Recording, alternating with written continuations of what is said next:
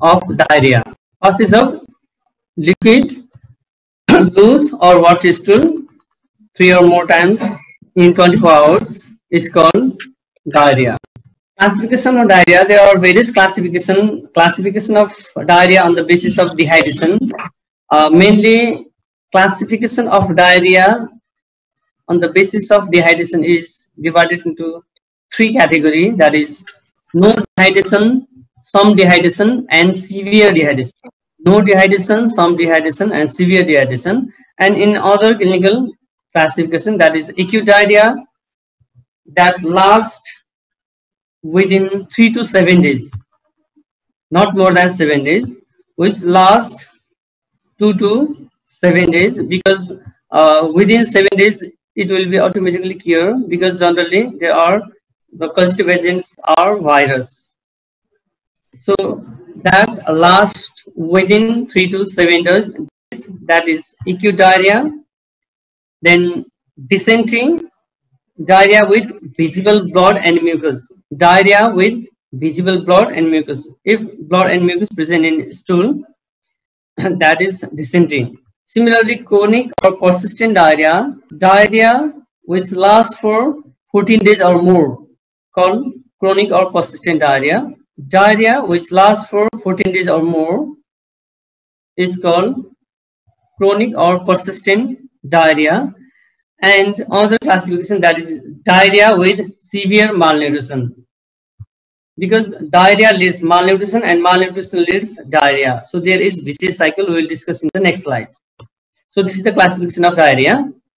And epidemiological is first causative agent, viral. So first virus, among virus, rotavirus is the main causative agent, which accounts around 15 to 25% of the cases. So rotavirus, which is more common among under 5-year children, and it is associated with mortality by 33%. 1/3 of children died due to rotavirus. If you consider 100%, then out of 100%, around 33% children die due to rotavirus in diarrhea. And the diarrhea accounts 8% of the death. We can say case fatality rate of diarrhea is 8%. CFR is 10%, 8% for diarrhea. Previously it was 17%. Previously it was 17%, but according to WHO, now CFR of diarrhea is 8% among under 5 children, and rotavirus accounts 33%, especially for death. Okay, then astrovirus, adenovirus, then calcivirus, coronavirus, Norwalk group viruses, and enteroviruses. So these are the viruses, but rotavirus is mainly common. Similarly, bacteria, Campylobacter jejuni, Escherichia coli, Campylobacter jejuni accounts 10 to 15%, E. coli accounts 10 to 20%, Shigella 5 to 15%, Salmonella 1 to 5%, Vibrio cholerae 5 to 10%, Vibrio parahemolyticus, Bacillus cereus. So these are the bacteria. So there is no single agent for diarrhea. There are multiple agents. It may be virus, it may be bacteria, it may be others, such as Entamoeba histolytica, Giardia intestinalis, Trichuriasis, Cryptosporidium spp, signal polypeptides, then 5 to 15% intestinal worms. So intestinal worms is also can cause diarrhea. Okay, contributory factors, malnutrition. So there is vicious cycle, because malnutrition leads diarrhea, diarrhea leads malnutrition. If there is malnutrition, then so there is vicious cycle. There is infection and malnutrition cycle, we can say. Infection, it may be diarrhea, it may be measles, it may be ARI, anything, pneumonia, anything. If you consider malnutrition and diarrhea, so this is the vicious cycle or infection cycle, malnutrition infection cycle. So first, if there is diarrhea, then loss of appetite. Loss of appetite and nutrient loss, malabsorption, alter metabolism. But during infection, body require more nutrient for recover. Body require more nutrient for recover, but inversely there is loss of appetite, and how much we consume, so there is malabsorption, nutrient loss, malabsorption, and alter metabolism. So that leads inadequate dietary intake, and that leads weight loss, growth faltering, lower immunity, mucosal damage. If there is mucosal damage, again there is increased diarrhea incidence, duration, and severity. So that can lead complication. So that generally lead dehydration, then death may occur. So this is the malnutrition and infection cycle, or malnutrition and diarrhea. So malnutrition leads diarrhea, diarrhea leads malnutrition. So there is mucosal damage, especially of intestine. Inner part of epithelial cell will be weak. Then there is loss of fluid from the body. Okay, then puberty. So this is also related to puberty and personal hygiene. So if you compare poor and rich, so it is more prevalent among poor.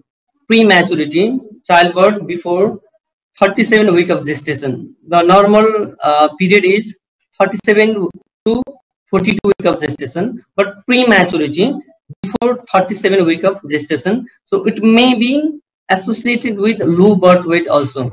Then immunodeficiency, especially in AIDS or any other condition, the person is taking steroids. Then lack of personal and domestic hygiene. So personal hygiene is very, very important. If we follow the strict personal hygiene, so diarrhea may not cause, or diarrhea may not get into the body, or the pathogens of the diarrhea may not enter in our body. So personal hygiene is very, very important. Incorrect feeding practices. So they are the contributing factors. So I have shown in picture: bottle feeding, unclean utensil, unsafe water, unclean food, flies, unclean hands. So these are the contributing factors. Okay, reservoir. So man is the principal reservoir, but animal is also, especially for Campylobacter jejuni and Salmonella spp. But mainly man is the principal reservoir, and the most transmission originates from the human factors. So for these pathogens such as enterotoxigenic E. coli, Shigella spp, Vibrio cholerae, Giardia lamblia, and Entamoeba histolytica. So for these cases, for these pathogens, man is the principal reservoir.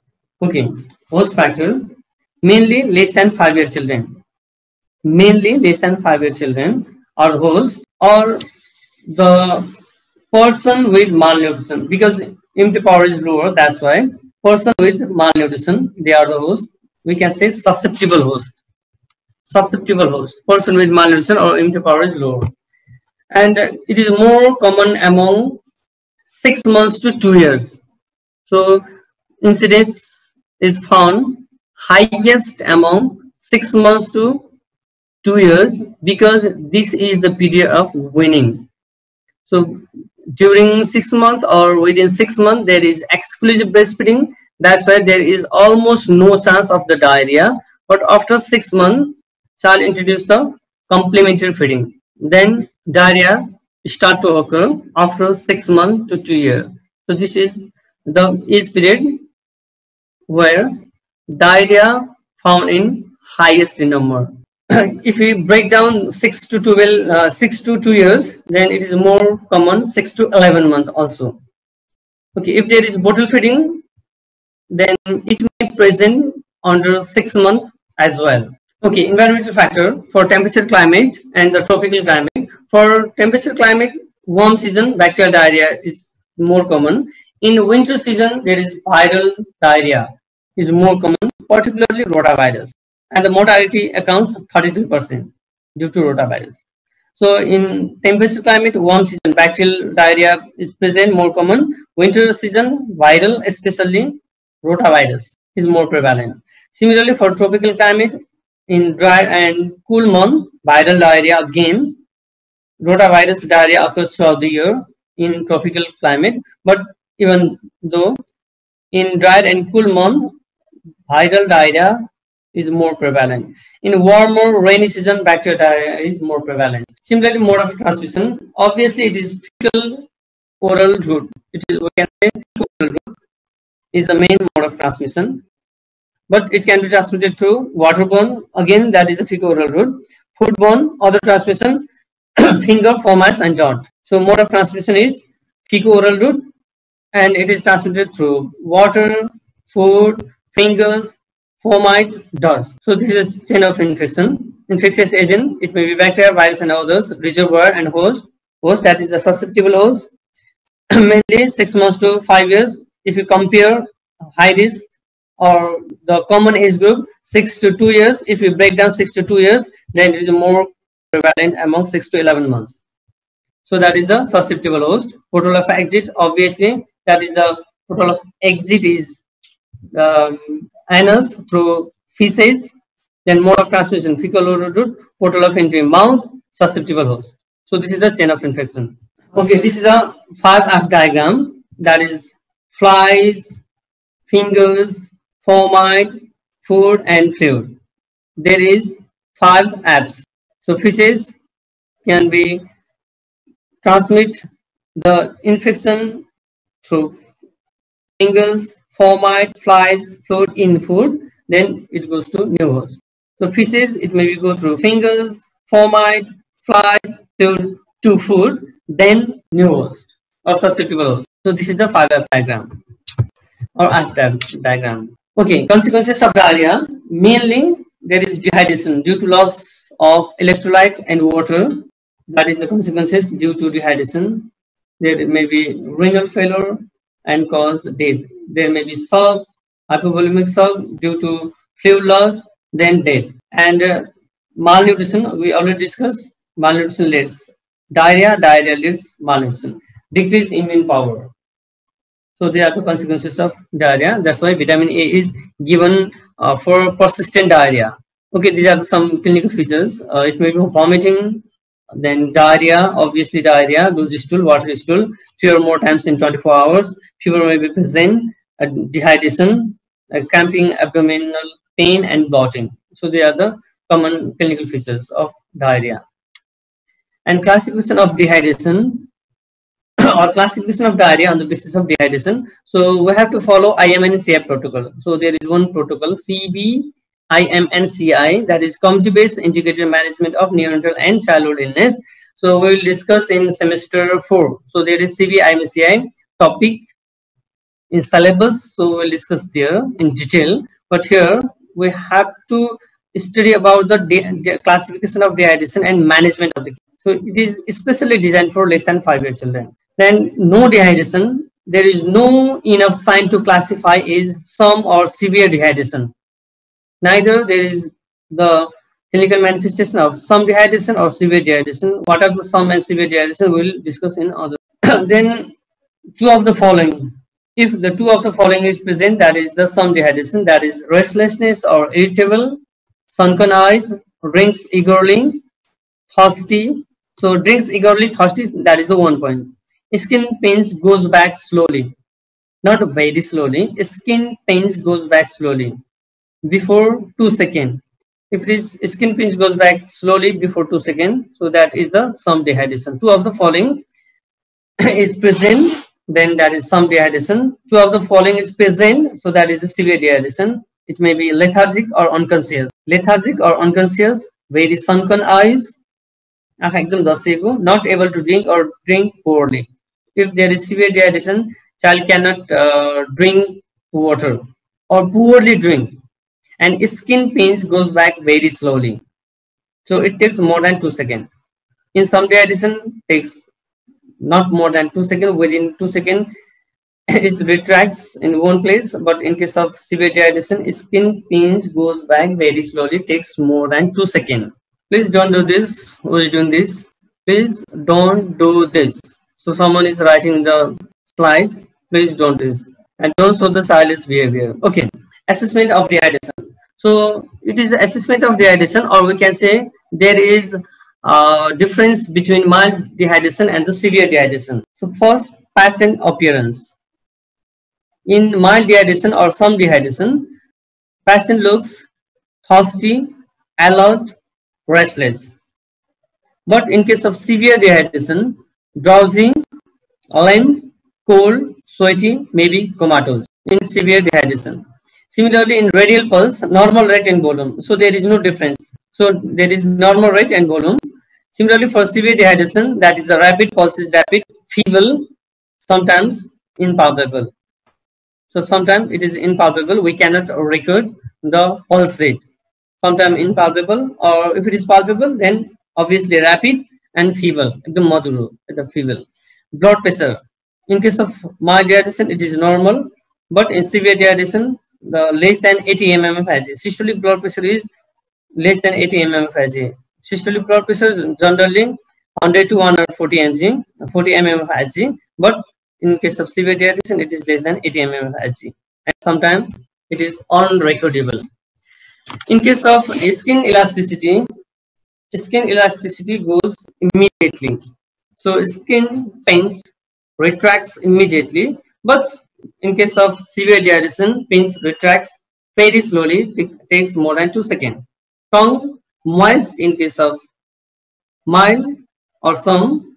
In case of tongue, it is very, very dry due to fluid deficit. And anterior fontanelle, normal, but in case of severe, it is very sunken. Especially it is found among 5 years of children. Talo daseko bhन्छ, anterior fontanelle is sunken. Then similarly, urine flow, that is normal in mild, but in case of severe, little or none.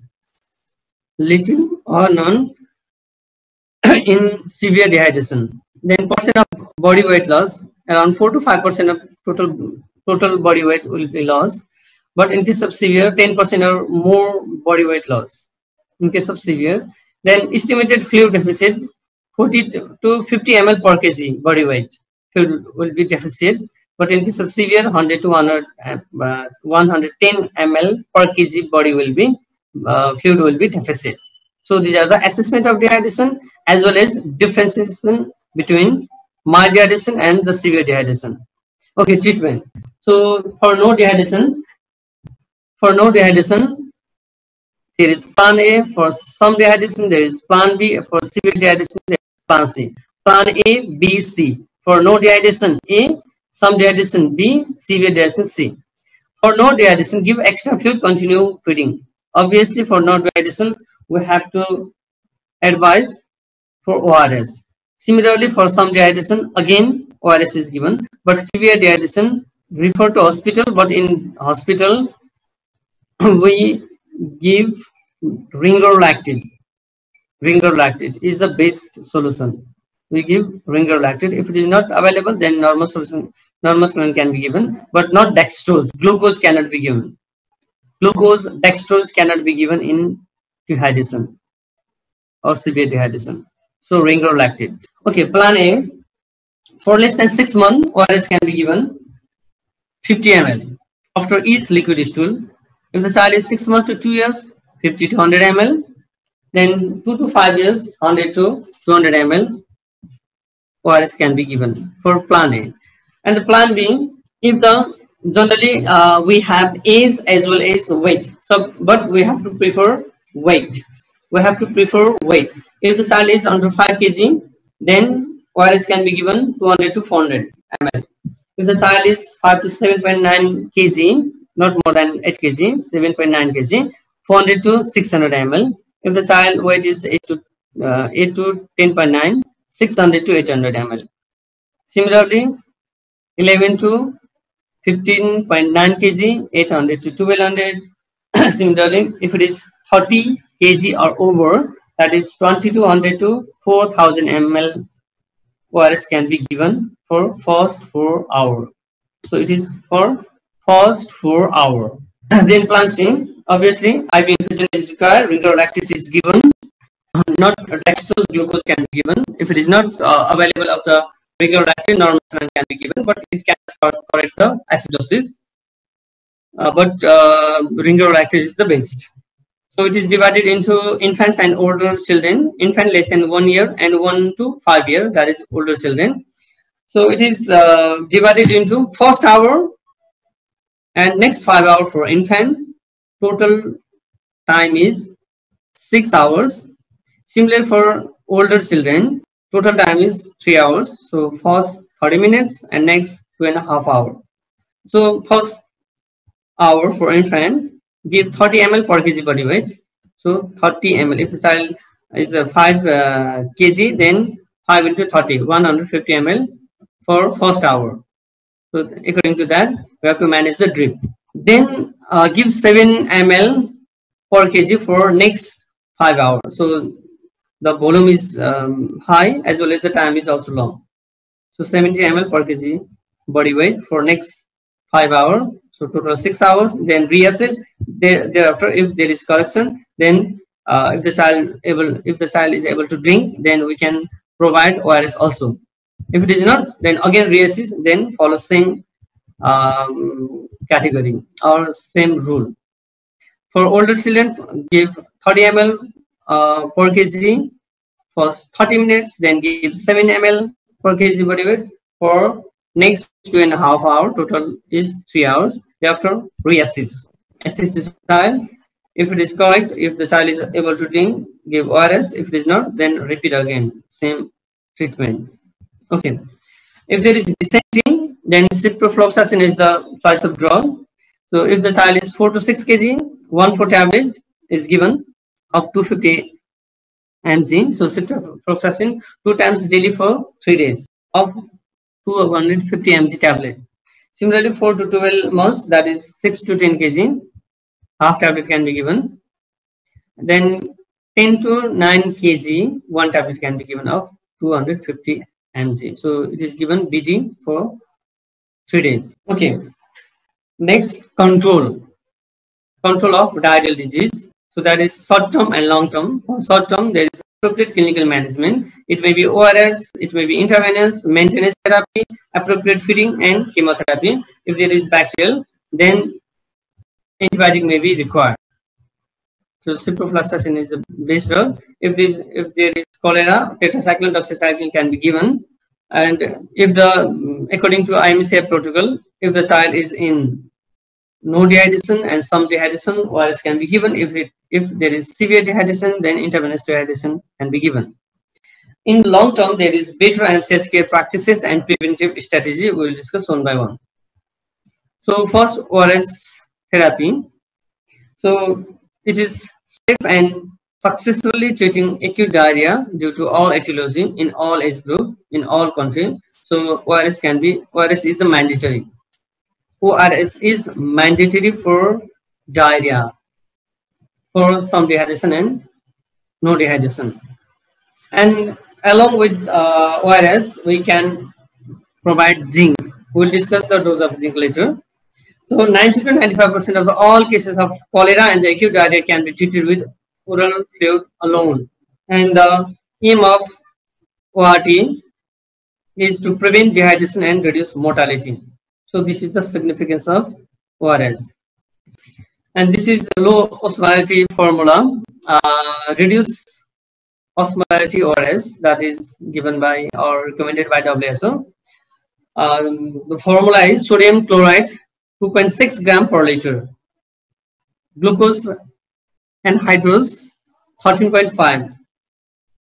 Similarly, potassium chloride 1.5 gram per liter, sodium citrate 2.9 gram per liter. So this is the low osmolarity formula recommended by WHO. And zinc is also essential. It is not given for less than 2 months, and it is given for 2 to 5 years. 2 to 5 years. And 10 mg, generally it is available in 20 mg. So half tablet can be given for 2 to 6 months children. And if you see the protocol, and it is also written 2 to 12 months. So half tablet 10 mg can be given for 2 to 12 months. In protocol, it is written 2 to 12 months, but lots of books follow 2 to 6 months. So half tablet is given for 2 to 6 months. But if you follow the guideline, then there is written 2 to 12 months. But most books follow the 10 mg daily for infant 2 to 6 months. Okay. Then 20 mg, one tablet given for older than 6 months, 6 months to 5 years. So what is the significance of zinc? So it reduces the episode and severity of diarrhea. Episode, generally there is around 2.1 episode of diarrhea, but it reduces the episode as well as severity, and it lowers the incidence of diarrhea. So this is the significance of zinc: reduce episode, reduce severity, and reduce the incidence. So this is the significance of zinc supplementation. Okay, next move to better MCHK practices, especially for maternal nutrition. If there is improvement of maternal nutrition, that helps to reduce low birth weight. Baby will be healthy body weight, not low birth weight, normal body weight, 2.5 to 3.5 kg. If it is child birth weight less than 2.5 kg, so that is called low birth weight. And that also helps to improve the quality of breast milk, and that leads to healthy baby and lower incidence of diarrhea. So this is for maternal nutrition. So we have to improve maternal nutrition, not after delivery, before delivery, during pregnancy, we have to care. Okay, for child nutrition, breastfeeding. So that is the exclusive breastfeeding for 6 months.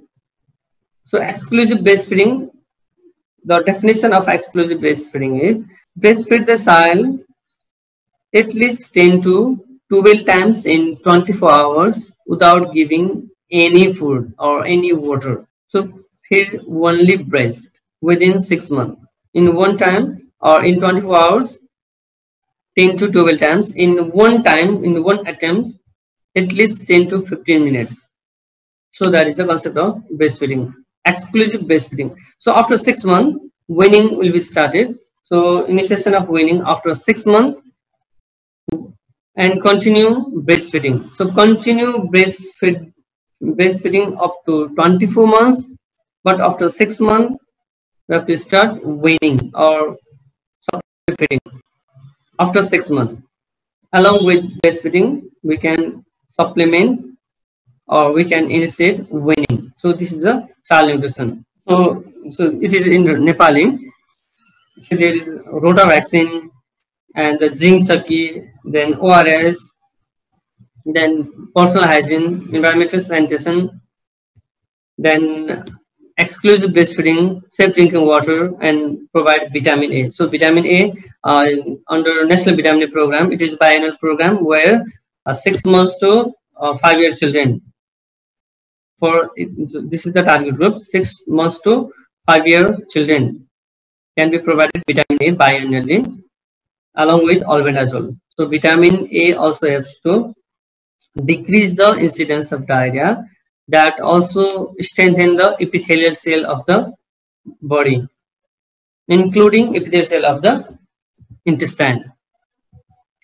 Then health education, especially mother who takes care of the child. Then immunization, that is the obviously Rota vaccine. So that is Rotarex. So it is especially for the disease which is caused by rotavirus, diarrhea which is caused by rotavirus. So it reduces the diarrhea which is caused by rotavirus, which accounts 15 to 25%, and mortality accounts 33% of the total diarrheal death. And it is also associated with measles. So if there is vaccination of the measles, that also helps to reduce the incidence of diarrhea indirectly, because measles and the diarrhea are associated with malnutrition. If there is measles, then there may be malnutrition, or if there is measles, then there may be decreased immunity power. So all are associated, infection and malnutrition. Measles, diarrhea, ARI, these are the infection which is associated with malnutrition. If there is measles, then that leads malnutrition. If there is malnutrition, then that leads measles. So if you compare the well-nourished and malnourished children, among malnourished children, measles is 400 times greater risk among malnourished children. So this is the difference. So immunization against rotavirus and the measles. And vitamin A build protection of epithelium and prevent diarrhea. And control of the fire, improve nutrition, clean food and water. and comprehensive framework for promotive safe water, basic sanitation, food security, health education, childcare under promotive. In preventive, that is education on personal hygiene, breastfeeding, measles immunization, as well as rota immunization, rota vaccine, Rotarix. For curative, ORS can be given, nutrition support, then zinc can be given, which reduce the incidence, severity, and the episode of diarrhea. And rehabilitation services also there. It may be nutrition rehabilitation. If there is persistent diarrhea, it's still in Nepali. So if we follow strict personal hygiene, then we can abstain from the or prevent from the diarrhea. So we can save from diarrhea if we follow the hygiene rule. And we have to boil the water or sterilize the water, and we have to preserve the source of water. So that is also important. We have to cover the food. Then we have to clean around the kitchen, outside the house, inside the house. So that is the personal and environmental hygiene. Personal hygiene and environmental sanitation. So these are the important things. Then I have mentioned if there is no dehydration, some dehydration ORS can be given along with zinc tablet, and we can encourage them for big fluid, and beyond the ORS they can take other fluid as well, or they can take plain water. Then rotavirus vaccine, Rotarix is there, personal and environmental sanitation, and exclusive breastfeeding after 6 months. Weaning should be started, then complementary feeding along with breastfeeding. Breastfeeding should be continued up to 24 months. Clean drinking water, it may be boiling, it may be filtering, and provide vitamin A biannually every 6 months. And if there is persistent diarrhea, then provide vitamin A single dose. If there is malnutrition, severe malnutrition, in case of severe malnutrition, we can provide vitamin A. For in case of measles, we can provide vitamin A, that is double dose. So dose of vitamin A is 6 to 12 months, 1 lakh intracellular unit. 12 months to 59 months, 2 lakh intracellular unit. For 6 to 12, 1 lakh capsule. For 12 to 59 months, it is full capsule, that is 2 lakh intracellular unit.